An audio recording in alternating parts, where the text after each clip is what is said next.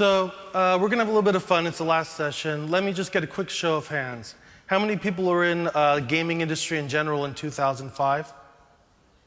2000? 1995? 1990? Awesome. So there's a lot of people in the room. There's a lot of history.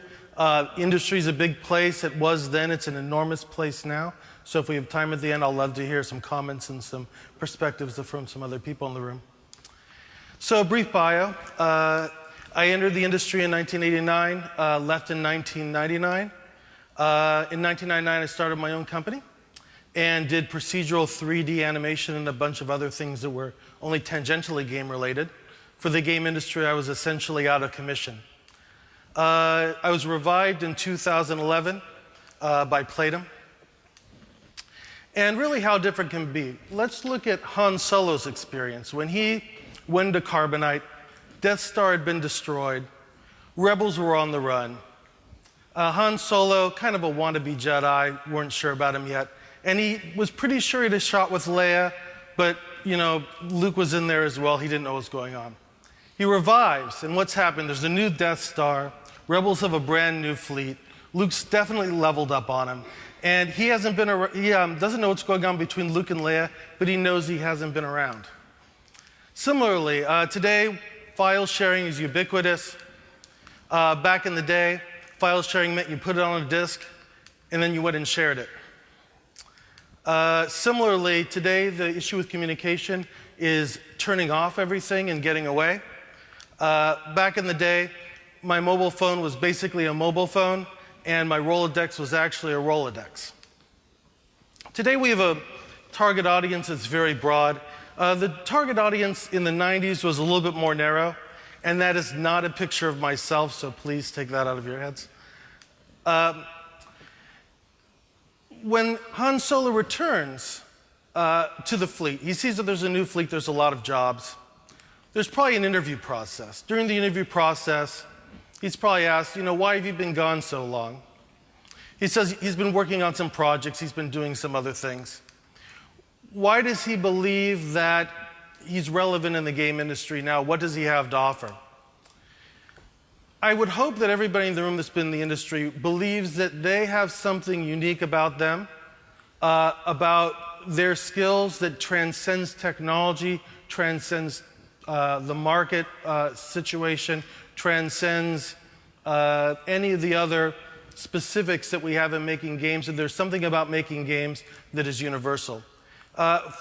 I took some of the lessons that I felt that I learned in the 90s, tried to figure out which ones were relevant today, which ones were not, and assume that the ones that are sticking might have some universalness to them, might have some durability. First lesson is to be earnest, to love your characters, to love your audience. Love involves empathy, and it involves a kind of connection. And if you don't have that with your characters, they can't really come alive. Some examples of industries that already understand this. First of all, I never knew toothpaste was as exciting as it really is until I started to watch American commercials and how energetic people can be about it. Politics, kind of obvious. And any other kind of sham or con game, people are very, very earnest in what they do. Second lesson is having a clear story. Back in the day, and today also, you speak to reporters to get your story out there. And you basically have to write the story for the reporter, right?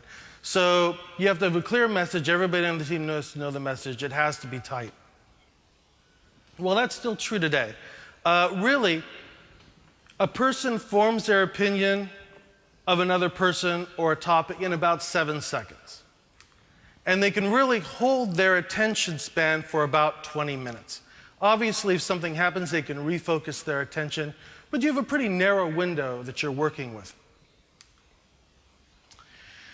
Lesson 3 is size matters. In the 90s, if you went to another disk, the costs of production were enormous. Odds are if you were the developer and you had a publisher, you were knocking maybe 12% off of how much you were going to make off the product line. Once CDs, DVDs came out for the AAA industry, they were drunk with storage space. It was not a problem anymore. We have a problem with storage, not storage so much as the size of files. From the previous lesson, we only have a short period of time to make an impression. And if we spend that time on a loading screen, or we spend that time with the first perception being poor performance, that impression has been formed, and now we have to fight to change that perception. We only have a few minutes before they lose their attention and they change the channel. Now, because of, we talked about size of files and the brevity that is implied in that, the need for conciseness. It seems like there's a lot of restrictions. Luckily, we have an ace in the hole, and that is the user themselves. They are helping us tell the story. Now, out of context, that blurry image and the pixelated image, you might not know what's going on. But the user, while they're playing the game and while they're in context, they know what's going on, and they add meaning to the graphics we create, no matter how small, no matter how open to interpretation. And the great thing about the user is they're always telling the perfect story to themselves. So if you can cue the user with enough of the story that they can keep it going in their own head and they can add details, it turns into a beautiful thing. That connection, however, needs to have the kind of love I was talking about earlier. If you are making fun of the user, you're making fun of your characters, and the user is not in on the joke, you've lost that connection. And when you've lost that connection, they aren't helping you tell your story anymore, and you've just lost half of your ability to tell it. One of my favorite quotes on this is from Hemingway. And it has to do with the fact that even if you're providing only story beats and points along the way, people can follow that story as long as it makes sense internally. We see this with Harry Potter. You know, not everybody cares about the rise of fascism in that part of the Harry Potter story. And you don't have to care about it, but the political things that happen in that series make sense whether or not they're being overtly told to you. And it's the internal consistency that's part of the story that we're selling. Finally, and I'm going to go down a little bit of a rabbit hole here. We're going to be a little bit esoteric, but we're going to come back to a place that you're all fairly familiar with. It's the difference between need versus want and generally how original a game should be. I'm going to quote Jose Ortega Gasset, who talks about the difference between needs and wants. He says a want is anything that already exists in the world that you might want more of. You might want an education, but that education is a body of knowledge that has already been developed. You might want a glass of water, a trivial example. You might want to be a doctor. You might want there to be another Star Wars movie. A need is something that intrinsically does not exist yet in the world. There is a hole in your soul, and you're trying to fill it. Albert Einstein perhaps had this, and he spent some time generating something that was truly original and something that's new. Society is really good at fulfilling wants, and if you can fulfill people's wants, you're going to be compensated for it. Needs are a little bit trickier. So let's look at the advantage of fulfilling wants. First of all, most people from day to day are not expressing needs, they're expressing wants. Either you want to watch a sequel to a movie or you wish that Firefly would come back, whatever that is, it's something you've already experienced that you'd like a little bit more of. And anytime we're talking about a genre, we're talking about adding on to that want. And the majority of economics is about fulfilling those wants because they can be articulated, they can be measured.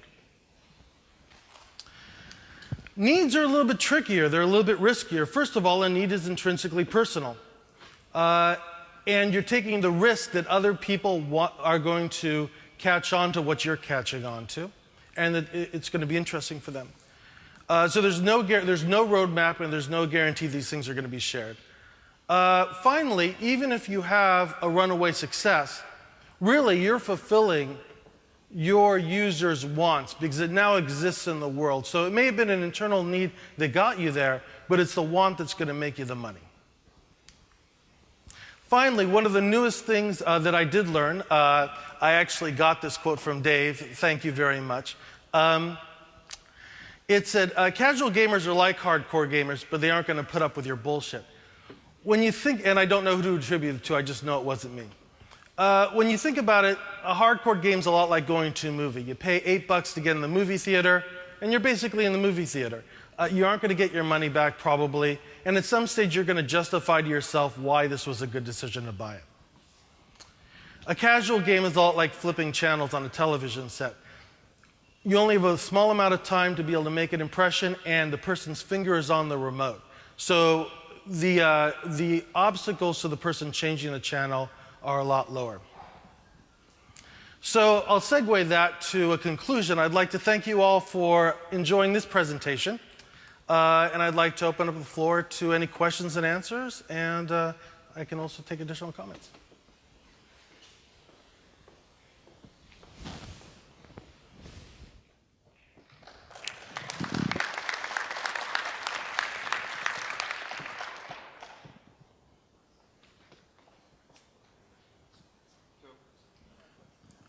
We probably hit the 4 o'clock-isms. There you go. By the way, I lied previously when I said Don was finishing up, so don't leave. We got another one.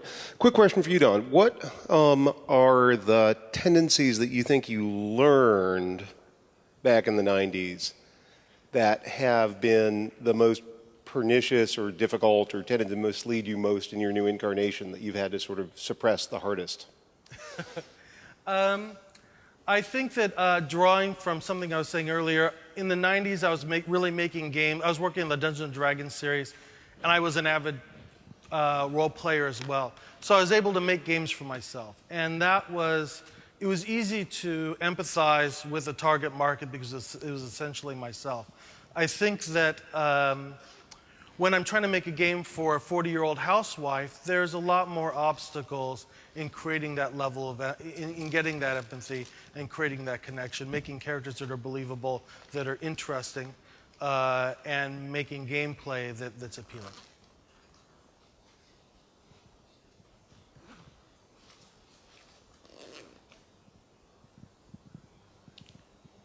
Great.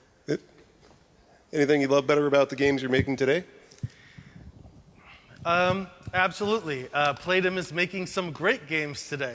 No, first of all, I like that the fact that as the industry's matured, there is a common language that we're speaking, and that common language, I think, adds to the sophistication of our dialogue. So I think that in general, speaking about making games now that there's a body of knowledge that's greater is a lot more enjoyable. And working with you, Dave, working with you. Anybody else in the audience? I still have soccer balls here. Yes, sir. Yes, there is.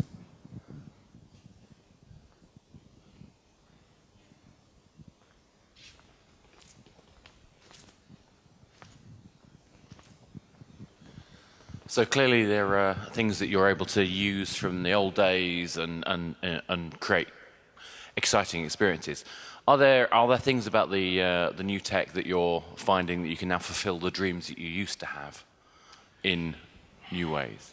That's a great question. I think in telling, so for me, in telling a story, or in creating a gameplay, it modifies based upon the technology. I think the one thing I'm excited about is not having to write drivers for sound cards anymore, and not having to overcome getting any experience whatsoever.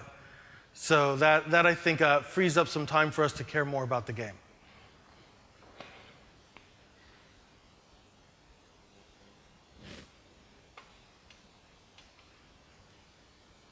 Great.